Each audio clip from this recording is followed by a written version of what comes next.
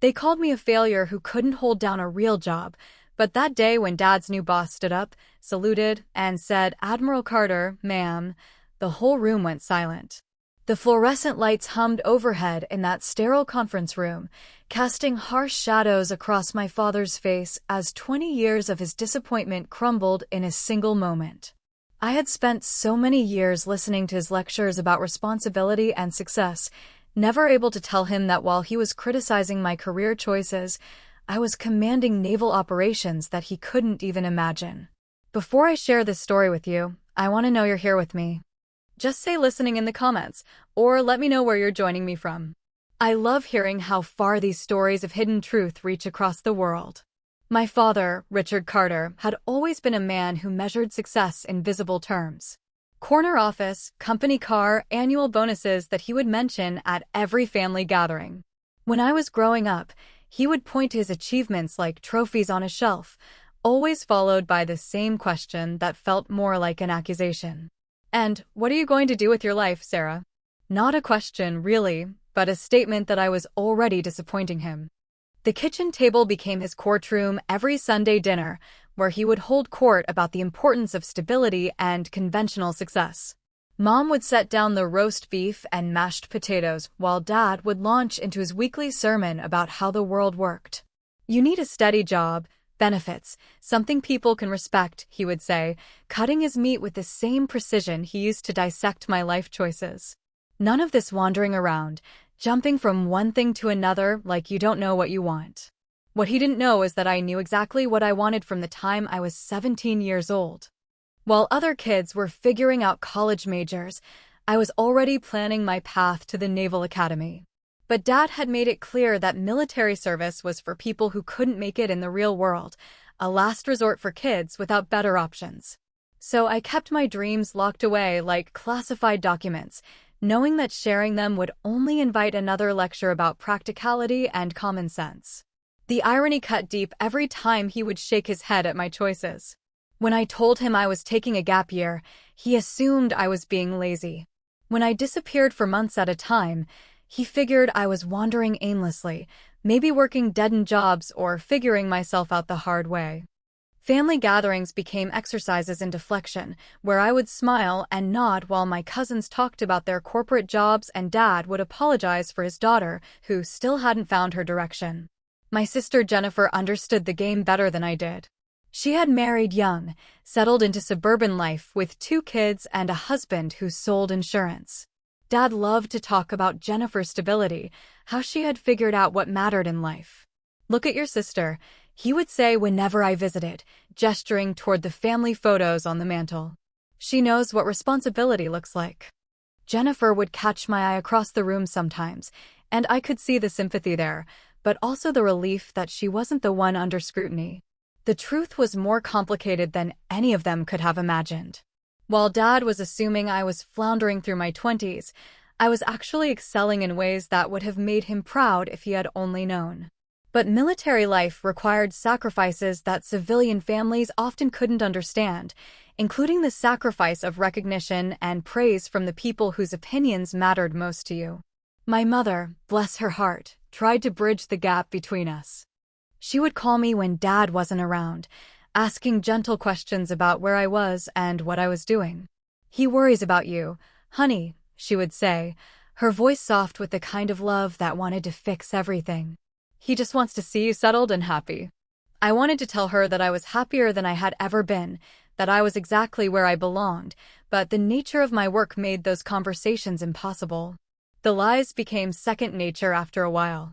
When family asked what I was doing, I would mention temporary work, consulting projects, things vague enough to be believable but forgettable enough that they wouldn't ask follow-up questions. Dad would sigh and change the subject, clearly uncomfortable with what he saw as my inability to commit to anything meaningful. The disappointment in his voice became as familiar as the sound of his footsteps in the hallway. What made it harder was knowing that in another world, in another family, my achievements would have been celebrated. I had earned recognition and respect from people who understood the weight of responsibility, who knew what it meant to make decisions that affected hundreds of lives. But at the dinner table in suburbia, surrounded by the people who had raised me, I was just Sarah who couldn't seem to get her act together. The phone calls from Dad became lectures about wasted potential. "You're smart, Sarah, smarter than this," he would say, and I could hear him pacing in his home office, probably looking out the window at his perfectly manicured lawn. But smart doesn't mean anything if you don't apply yourself to something real, something that builds a future.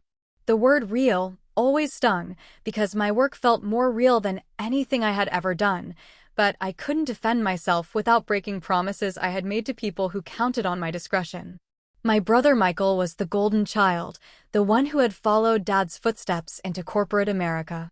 He worked in finance, wore expensive suits, and could talk Dad's language about quarterly reports and market projections. When Michael visited, the house would fill with animated conversations about business strategies and networking opportunities.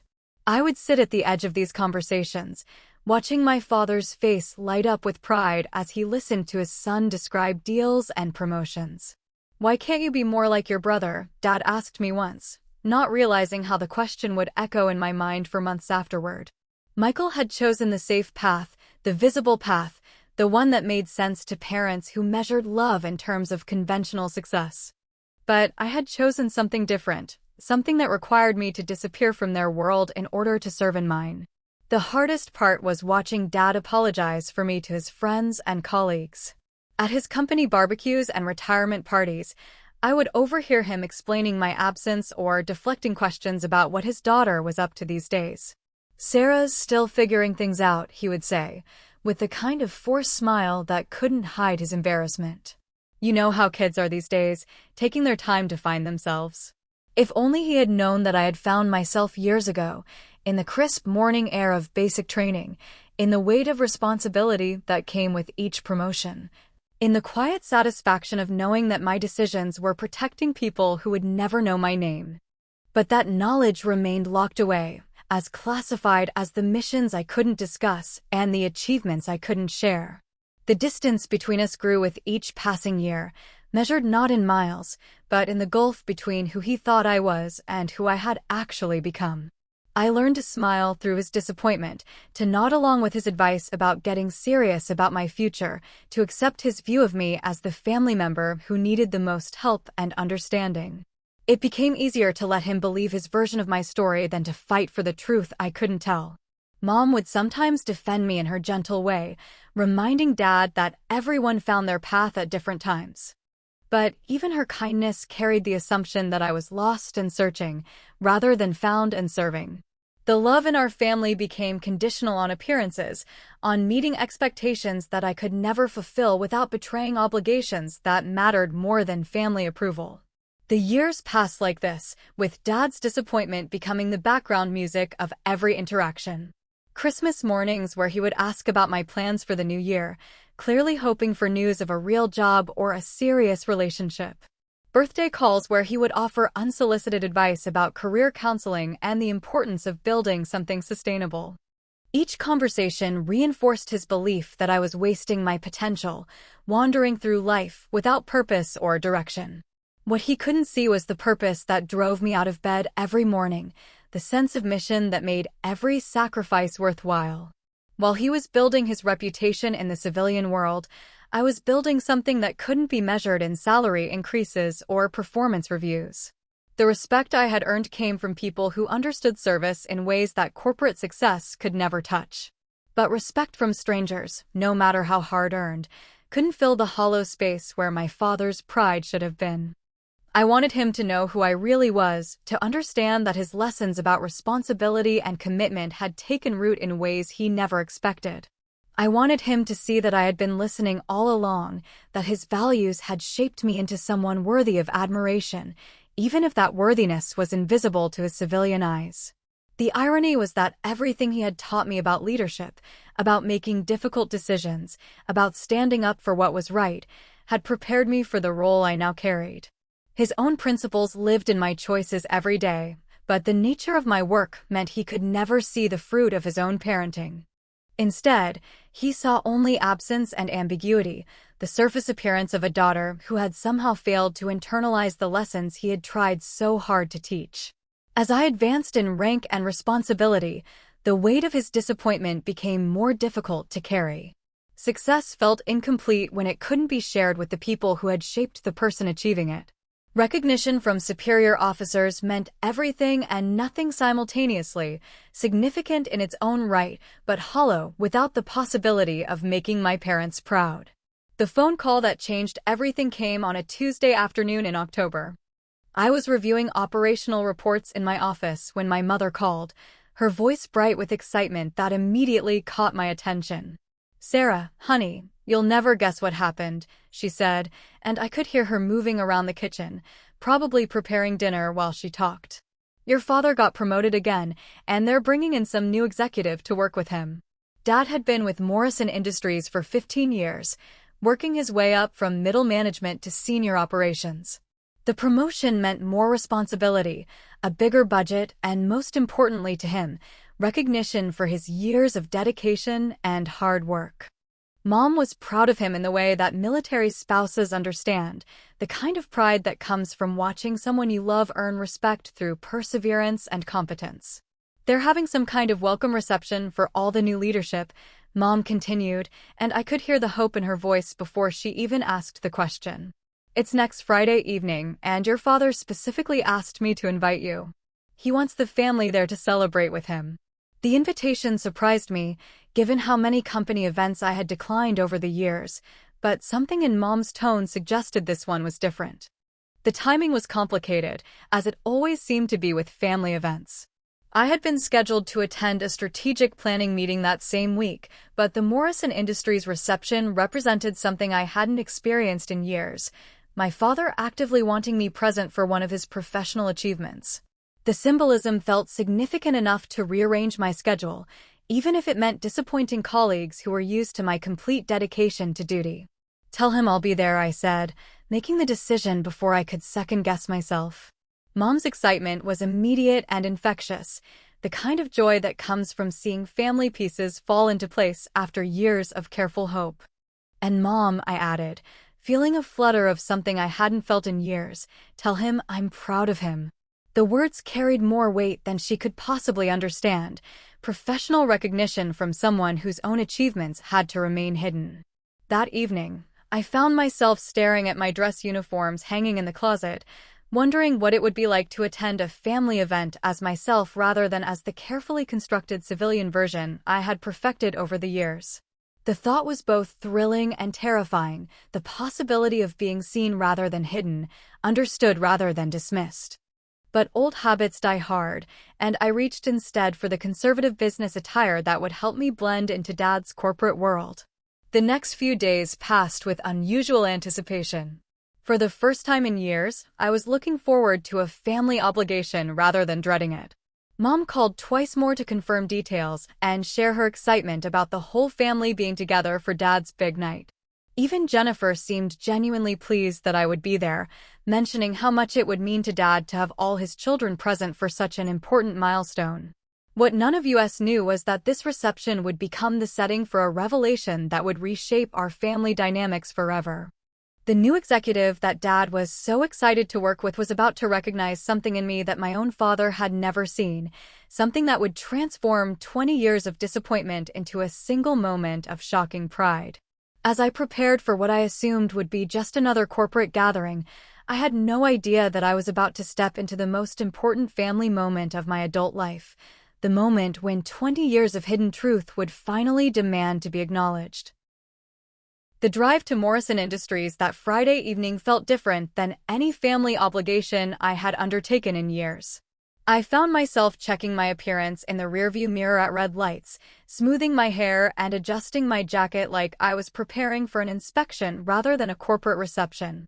The weight of expectation felt familiar, but this time it came from hope rather than duty, the possibility that this night might bridge the gap that had existed between my father and me for so long. Morrison Industries occupied a gleaming office complex in the heart of downtown, the kind of modern corporate headquarters that Dad had always admired from a distance before joining their ranks. As I pulled into the visitor parking garage, I could see other families arriving for the reception, wives and children dressed in their best clothes to celebrate promotions and new beginnings. The scene reminded me of military family events, except here the achievements could be shared openly, celebrated without the weight of classification or security concerns. The elevator ride to the executive floor gave me time to prepare mentally for what lay ahead. I had perfected the art of being Sarah, the disappointing daughter, the one who deflected questions about her career and smiled through conversations about stability and conventional success. But tonight felt different, charged with possibilities I couldn't quite name. Dad had specifically requested my presence, which meant something in our complicated family dynamic, even if I wasn't sure what that something might be. The reception was already in full swing when I arrived, the conference room buzzing with conversation and laughter as colleagues celebrated their collective achievements. I spotted Dad immediately, standing near the refreshment table in his best suit, the one Mom had helped him pick out for important occasions. His face lit up when he saw me, genuine pleasure that I had kept my promise to attend, and for a moment I remembered what it felt like to make him proud simply by showing up.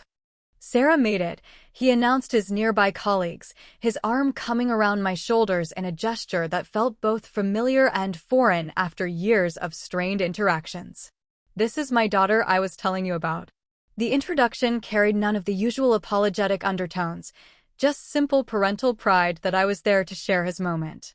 I smiled and shook hands with his coworkers, playing the role of the supportive family member while my mind wandered to all the receptions and ceremonies where I had been the one being celebrated. Mom appeared at my side with a plate of hors d'oeuvres and her warmest smile, clearly thrilled that the family was together for such a positive occasion. "Doesn't your father look handsome?" she whispered, her eyes bright with the kind of love that finds joy in sharing accomplishments with the people who matter most. Jennifer and Michael were holding court near the windows, their own families clustered around them, the picture of suburban success that Dad had always held up as the gold standard of adult achievement. As the evening progressed, I found myself studying the corporate culture that had shaped my father's understanding of success. The conversations revolved around quarterly projections and market strategies, office politics and advancement opportunities, the whole ecosystem of civilian achievement that measured worth in titles and salary brackets. It was a world I understood intellectually but had never inhabited, having chosen a path where success was measured in missions completed and lives protected rather than profits generated and bonuses earned. The formal presentations began around 7:30, with the company's CEO introducing the new executive leadership team that would be guiding Morrison Industries into its next phase of growth. Dad's promotion was announced along with several others, each name greeted with applause from families and colleagues who understood the significance of these career milestones.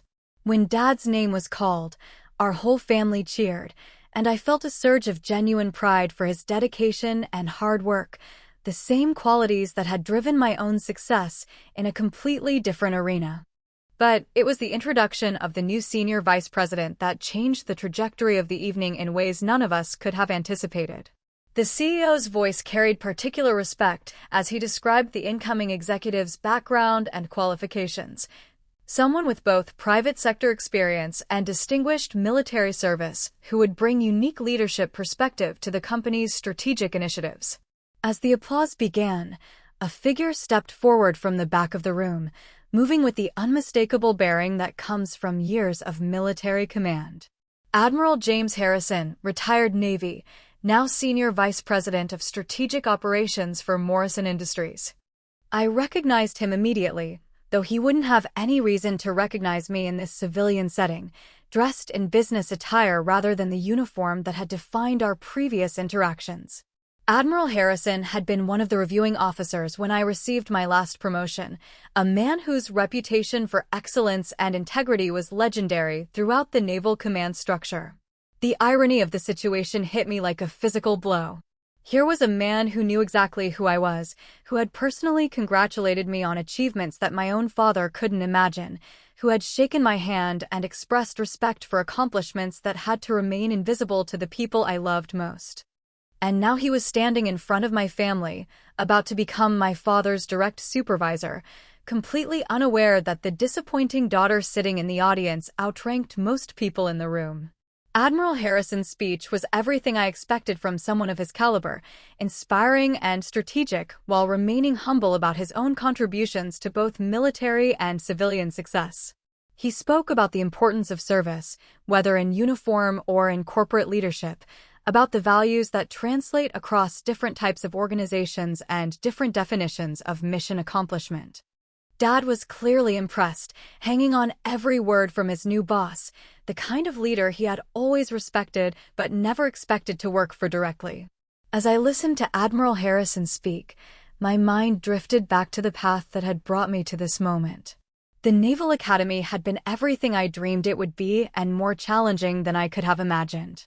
While my family thought I was taking a gap year to find myself, I was actually completing one of the most rigorous academic and military training programs in the world.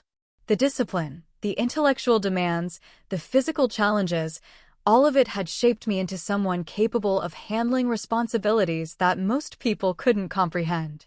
My first assignment had been aboard a destroyer in the Pacific, where I learned the practical realities of naval operations under leaders who demanded excellence and rewarded competence with increasing responsibility. Those early years were a blur of watches and training exercises, learning to navigate both the ocean and the complex hierarchies that governed military life. Every phone call home was an exercise in creative editing, describing experiences that sounded mundane enough to avoid questions while concealing the pride I felt in my growing expertise and recognition. The promotion to lieutenant had coincided with one of Dad's particularly difficult lectures about my lack of direction. I remember sitting in my apartment after that phone call, looking at the insignia that represented years of dedication and achievement, feeling the disconnect between who I was becoming and who my family believed me to be. The loneliness of hidden success was something I hadn't anticipated, the way accomplishment could feel hollow when it couldn't be shared with the people whose opinions had shaped your earliest understanding of worth and recognition. My first command assignment had been the highlight of my career up to that point, responsibility for a unit whose effectiveness directly impacted operational success in ways that mattered beyond performance reviews and efficiency metrics. The weight of command felt natural, the culmination of everything the academy and my subsequent training had prepared me to handle. But the phone calls home during that period were some of the most difficult. Describing my absence from family gatherings as work commitments that Dad assumed were temporary positions or consulting projects rather than the leadership responsibilities they actually represented. The advancement to commander had come with recognition from senior officers who understood the significance of my contributions to several successful operations. The ceremony was attended by colleagues and superiors who knew the value of what I had accomplished, who could measure my success against standards that mattered in contexts where lives and missions depended on competent leadership. But the empty chair where my family should have been sitting remained a constant reminder of the price of hidden achievement. Each subsequent promotion had followed the same pattern, recognition from the people who mattered professionally coupled with continued disappointment from the people who mattered personally. The advancement to captain had been particularly meaningful, representing not just individual achievement but trust from the naval command structure that I could handle responsibilities affecting hundreds of personnel and millions of dollars worth of equipment and resources. Dad's reaction to my continued absence from family events during that period had been particularly painful, his assumption that I was avoiding responsibility rather than embracing it in ways he couldn't understand. The promotion to Rear Admiral had been the culmination of everything I had worked toward since my academy days, recognition that my leadership and strategic thinking had earned respect at the highest levels of naval command. The ceremony had been attended by dignitaries and senior officers whose presence testified to the significance of the achievement. People who understood that advancement to flag rank represented not just personal success, but institutional trust in my ability to shape policy and strategy at levels that affected national security. But even that achievement had remained invisible to my family, just another extended absence explained away as work commitments that Dad couldn't understand or respect. The isolation of success without recognition had become a familiar weight, the price of serving in ways that required secrecy even from the people whose approval I craved most. The irony that I was protecting the very freedom that allowed Dad to build his civilian career remained unspoken, another truth that belonged to the classified world rather than the family dinner table. My current rank as Admiral represented the pinnacle of naval achievement, responsibility for strategic operations that affected national security in ways that civilian leadership relied upon but rarely understood. The decision-making authority that came with flag rank was both humbling and energizing. The knowledge that my choices could impact thousands of personnel and millions of civilians who depended on military effectiveness for their safety and freedom.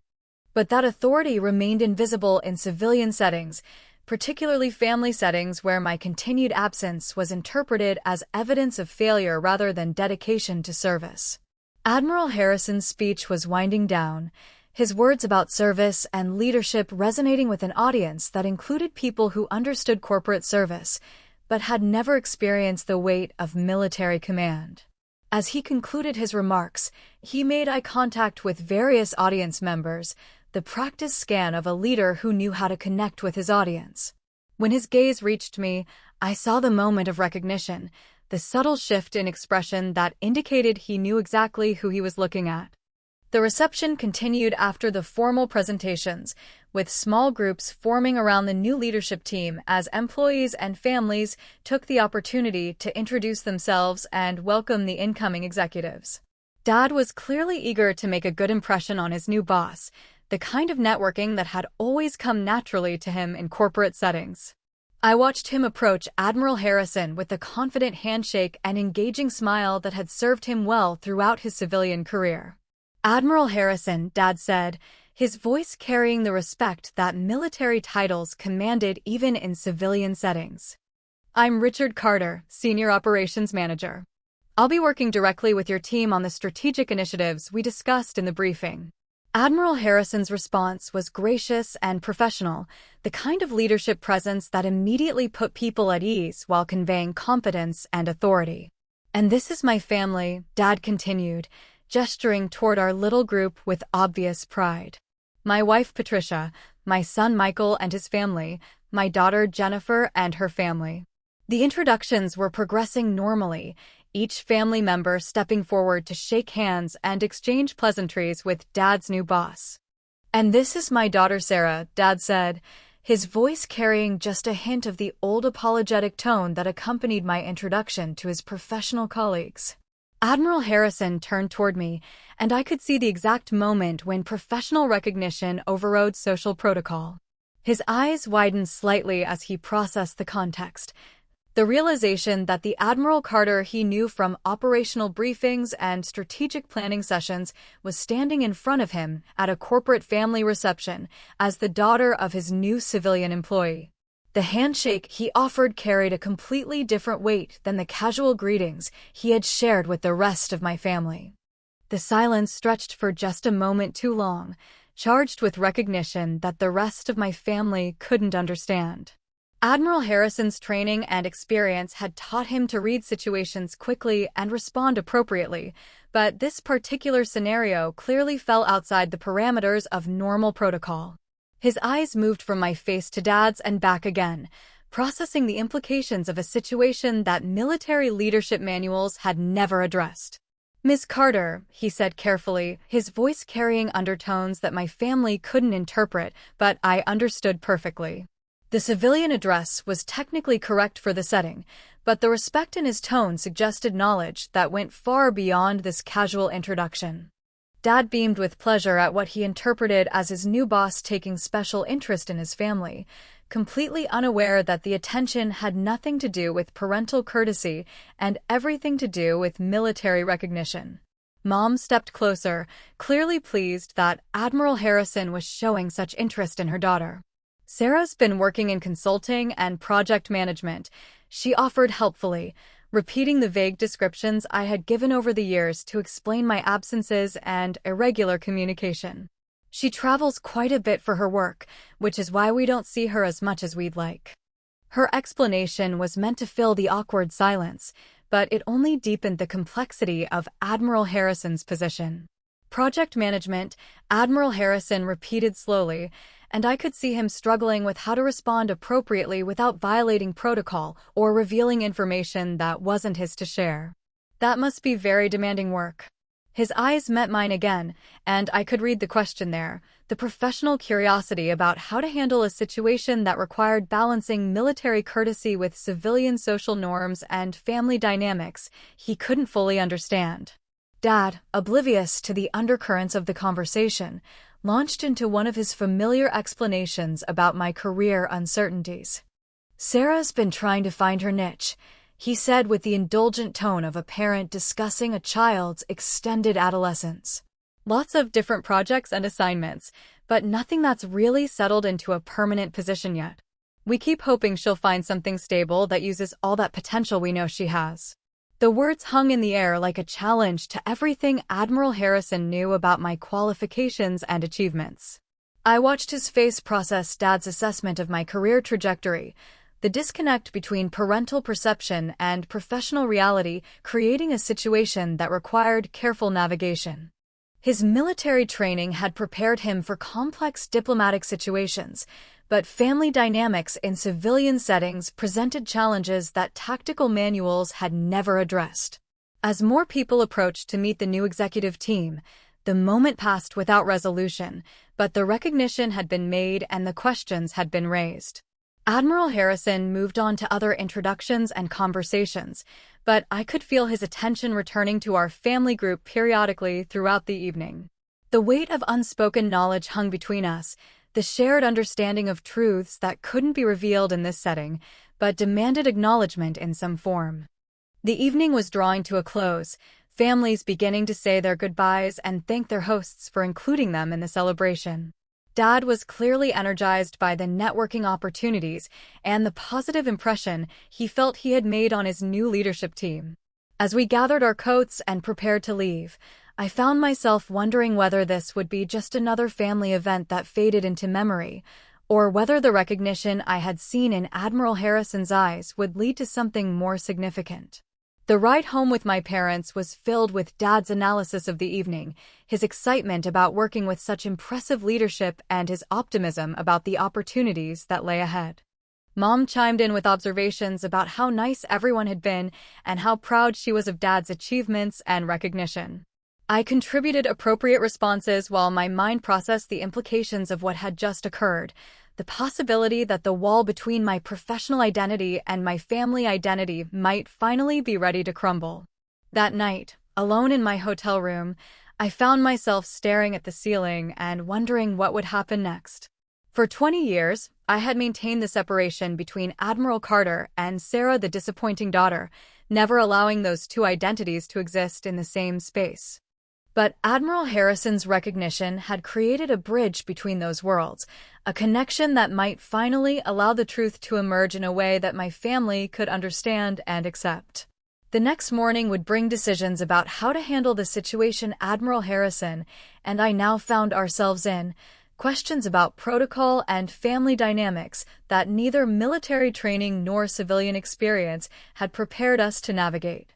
But for the first time in years, I felt the possibility of being seen as myself, completely and truthfully, by the people whose recognition had always mattered most. The phone call came at 7:30 Monday morning, Admiral Harrison's voice carrying the kind of professional courtesy that indicated he had spent the weekend thinking about our unexpected encounter. "Ms. Carter," he said, and I could hear the careful consideration in his tone. "I was wondering if you might be available for a brief meeting this morning. I believe we have some matters of mutual interest to discuss." The invitation was phrased with the diplomatic precision that comes from years of navigating complex situations, but the underlying message was clear enough. His office at Morrison Industries was everything I expected from someone transitioning from military command to corporate leadership, functional furniture arranged with strategic efficiency and personal touches that spoke to decades of distinguished service. The photographs on his desk showed him with various military dignitaries and world leaders, the kind of career documentation that civilian executives rarely accumulated. When I arrived, he gestured toward the chairs arranged for comfortable conversation rather than the formal setup behind his desk. "I found myself in an unusual situation Friday evening," Admiral Harrison began, his directness reflecting the military communication style that had served us both throughout our careers. Meeting the daughter of one of my new employees and recognizing her as someone whose professional accomplishments I'm quite familiar with. His eyes met mine with the kind of respect that comes from shared understanding of duty and service. I spent the weekend considering the appropriate way to handle this information. The conversation that followed was unlike any I had experienced in my military career, a careful negotiation between professional protocol and family dynamics that required us to navigate uncharted territory. Admiral Harrison understood the complexity of my situation better than most civilian leaders could. Having witnessed firsthand the sacrifices that military families made in service of missions that often required secrecy and separation from normal family life. "Your father spoke about you with obvious love and concern," he said carefully, but also with what I now understand to be a fundamental misunderstanding of your actual career trajectory. The observation was stated without judgment, simply a tactical assessment of information that needed to be processed accurately. "I'm curious about your perspective on how to resolve this discrepancy." The weight of 20 years of hidden truth felt suddenly manageable in the presence of someone who understood both the importance of my service and the complexity of family relationships that military life often strained.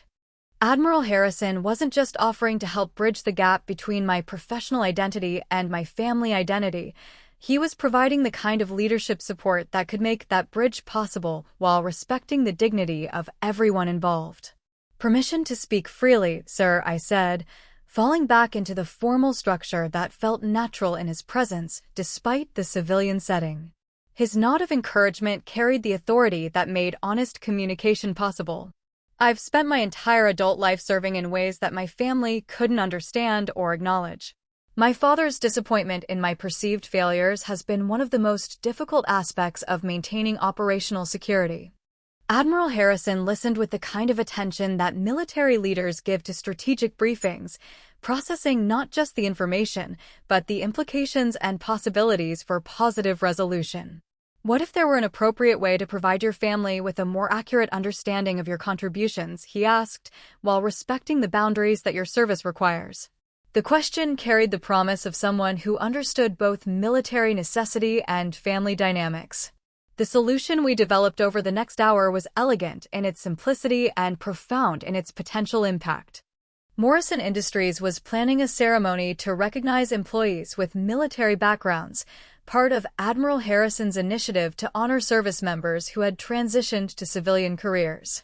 The event would provide a natural setting for acknowledging military achievements without compromising operational security or creating awkward personal revelations. "Your father has already expressed enthusiasm for supporting veteran recognition programs," Admiral Harrison explained, his strategic thinking evident in how he had constructed the opportunity. "He volunteered to help coordinate family attendance at the ceremony, which means your family will already be present when your service is acknowledged." The planning reflected the kind of tactical precision that made complex operations successful while achieving multiple objectives simultaneously. The ceremony was scheduled for the following Friday, giving us time to coordinate the appropriate level of recognition while ensuring that family members understood the significance of what they would be witnessing. Admiral Harrison's experience with military protocol ensured that the acknowledgement would be both meaningful and appropriate, respecting the dignity of service while making the achievement accessible to civilian family members. When Friday arrived, the Morrison Industries Conference Center was transformed into something that felt more like a military venue than a corporate space. American flags flanked the stage, and the guest list included local veterans organizations and military families alongside Morrison employees and their relatives. Dad had thrown himself into the coordination with characteristic enthusiasm, proud to be supporting his new boss's initiative to honor service members. I arrived with my family, maintaining the civilian appearance that had defined my presence at family events for so many years. Mom had insisted that we all dress appropriately for such an important company function, and Dad kept commenting on how impressive the whole production was. "Admiral Harrison really knows how to put together a class event," he said as we found our seats in the section reserved for employees and their families. The ceremony began with remarks from the company's CEO about Morrison Industries' commitment to supporting veterans and recognizing the leadership qualities that military service developed in employees. Admiral Harrison took the stage with the bearing that commanded immediate attention, his words about service and sacrifice resonating with an audience that included people who understood those concepts from personal experience. Today, we honor employees whose military service represents the highest ideals of duty, honor, and commitment, Admiral Harrison announced, his voice carrying across the room with authority that made every word significant. These men and women have served our nation in ways that often required personal sacrifice and dedication beyond what civilian life typically demands. Dad nodded along enthusiastically, clearly impressed with his boss's leadership and vision. The recognition began with employees who had served in various branches and capacities, each acknowledgement accompanied by applause from colleagues and family members who were learning details about military service they had never fully understood. The stories were powerful and moving, testimonies to the diverse ways that military experience had shaped the people who now contributed to Morrison Industries' success. Our final recognition today, Admiral Harrison said, his tone shifting to carry particular weight, honors someone whose service represents the highest levels of military achievement and responsibility. The room fell silent with anticipation, the kind of attention that significant announcements command.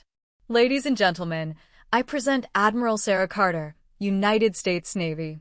The words hit the room like a physical force, particularly the section where my family was sitting. Dad's face went through a series of expressions that reflected his brain trying to process information that contradicted everything he thought he knew about his daughter. Mom's hand flew to her mouth, her eyes wide with shock and dawning understanding. Jennifer and Michael turned to stare at me as if seeing a stranger who happened to look exactly like their sister. Admiral Harrison continued with a summary of achievements that painted a picture of military leadership and responsibility that no civilian career could match. Admiral Carter has commanded naval operations affecting national security, led strategic planning initiatives at the highest levels of military command, and earned the respect of colleagues throughout the naval establishment. Each word added weight to a revelation that was reshaping my family's understanding of who I was and what I had been doing during all those years they thought I was failing to find direction.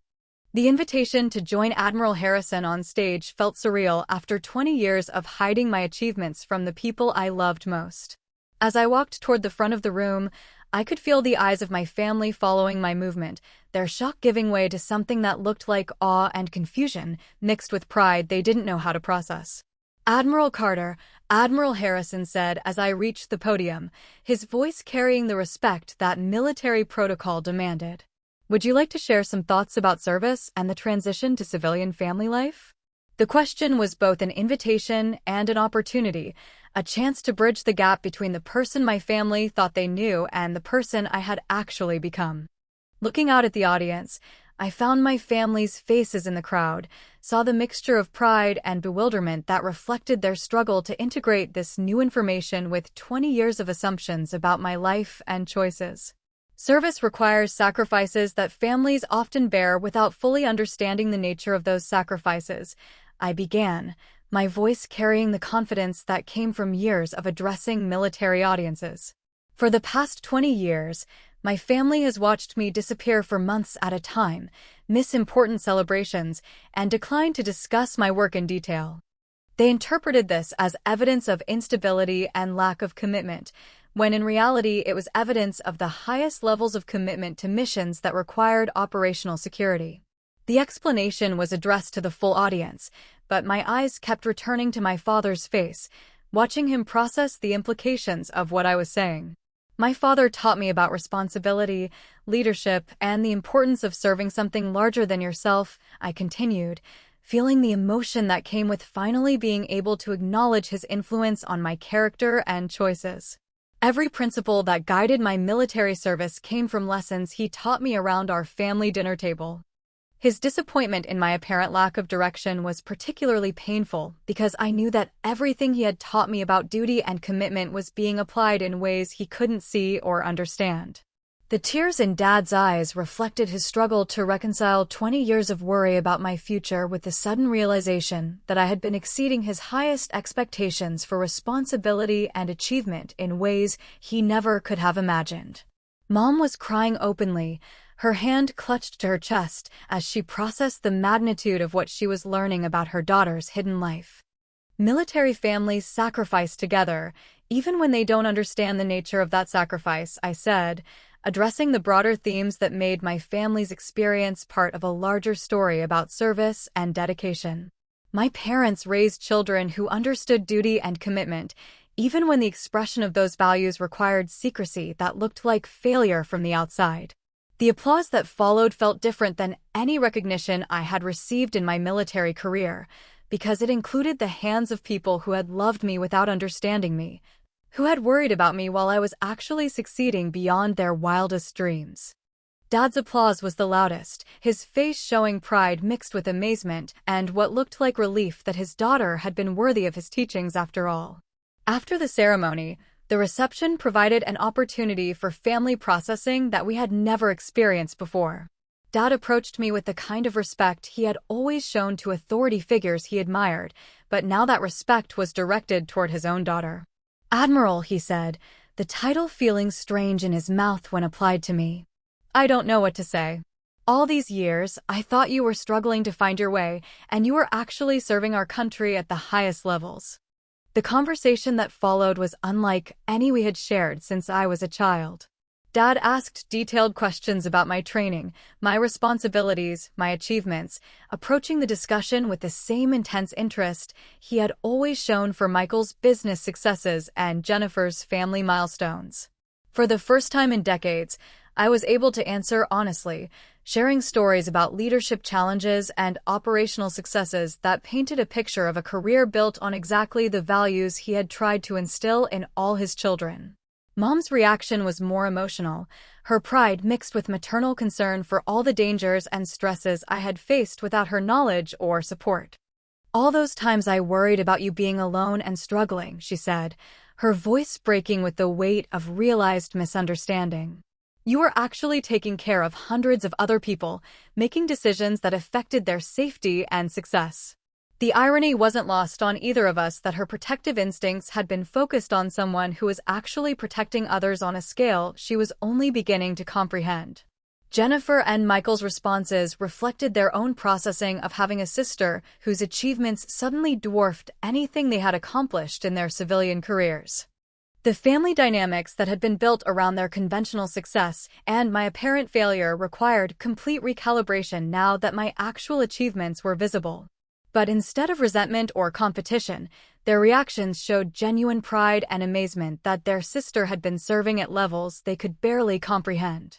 Admiral Harrison observed these family interactions with the satisfaction of someone who had successfully navigated a complex situation while achieving positive outcomes for everyone involved. His decision to create a venue for revealing the truth had protected both military protocol and family dignity, allowing recognition to occur in a way that honored service while rebuilding relationships that had been strained by necessary secrecy. The weeks that followed brought a complete transformation in my family relationships.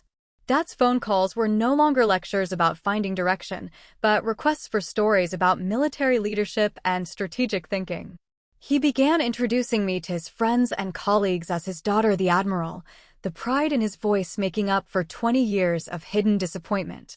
Mom started sending care packages again, but now they were addressed to Admiral Carter with the kind of respect she had always shown to authority figures. Family gatherings became opportunities for my siblings to ask questions about military life and leadership challenges, conversations that helped them understand that my long absences had been service rather than avoidance. The dinner table discussions that had once focused on my need to get serious about my future now centered on stories about naval operations and strategic planning that demonstrated exactly how seriously I had always taken my responsibilities. The change in Dad's perspective was perhaps the most profound. The same man who had worried about my lack of conventional success now sought my advice on leadership challenges in his civilian career. The principles he had taught me about responsibility and commitment had come full circle, as he recognized that military command required exactly the kind of character development he had tried to foster in all his children. Admiral Harrison's role in facilitating this family transformation couldn't be overstated. His understanding of both military service and family dynamics had made it possible for the truth to emerge in a way that honored everyone involved. The ceremony had provided the perfect venue for revelation without creating embarrassment or conflict, allowing recognition to occur naturally while preserving the dignity that military families deserved. Looking back on that evening at Morrison Industries, I realized that the vindication had been less important than the reconciliation. The recognition of my achievements had been satisfying, but the restoration of my relationship with my father had been transformative. For the first time in my adult life, I could be completely myself in his presence, sharing the pride and challenges of a career that had been built on the values he had taught me. The irony that it took my father's civilian boss to reveal my military achievements wasn't lost on any of us. But Admiral Harrison's intervention had been perfectly timed, occurring at a moment when Dad was ready to understand and appreciate the revelation. The ceremony had provided the context that made military service comprehensible to civilian family members who had never understood the nature of the sacrifices required by duty and commitment. Today, when Dad introduces me to his friends and colleagues, his voice carries the kind of pride that comes from understanding rather than ignorance. He knows now that every lesson he taught me about responsibility and leadership found expression in ways that exceeded his highest hopes for my character and achievements. The disappointment that had clouded our relationship for 20 years has been replaced by mutual respect and understanding that makes every family gathering a celebration of shared values and individual success. The wall between Admiral Carter and Sarah, the disappointing daughter, has been permanently demolished, replaced by an integrated identity that allows me to be fully myself in every setting. The secrecy that had been necessary for operational security no longer defines my family relationships, and the recognition that had been hidden for so long now serves as the foundation for deeper connections with the people whose opinions have always mattered most. Military service requires many sacrifices, but the sacrifice of family understanding had been among the most difficult to bear. Admiral Harrison's wisdom in creating a venue for truth-telling had restored relationships that might have remained strained forever without his intervention. The ceremony at Morrison Industries had been more than recognition, it had been reconciliation, healing wounds that had been invisible to everyone except the people who had lived with their consequences. As I think about families dealing with similar challenges, where military service creates gaps in understanding and communication, I hope my story encourages patience and faith that truth eventually finds a way to emerge. The people who love us want to understand and support us, but they can only work with the information they have. Sometimes it takes someone outside the family to provide the context that makes understanding possible. If you've stayed with me through this story, I hope it reminds you that the people we dismiss as failures might actually be serving in ways we can't see or understand. Hidden achievements require hidden strength, and the quiet dignity of unrecognized service often reflects the highest levels of character and commitment. Recognition matters, but relationships matter more, and sometimes the greatest victories come not from public acknowledgement, but from private reconciliation with the people whose love has shaped us into who we were meant to become.